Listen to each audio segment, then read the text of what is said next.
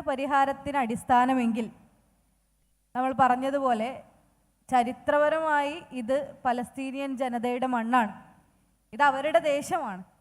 നീതിയാണ് പരിഹാരമെങ്കിൽ from the river to the seas Palestine will be free എന്നുള്ളത് തന്നെയാണ്. അത് പലസ്തീൻ എന്ന ദേശമാണ്, അത് പലസ്തീനായി തന്നെ നിലനിൽക്കുക എന്നതാണ് നീതിയെങ്കിൽ അതിന് പരിഹാരമെന്ന് എൻ്റെ വ്യക്തിപരമായ അഭിപ്രായം.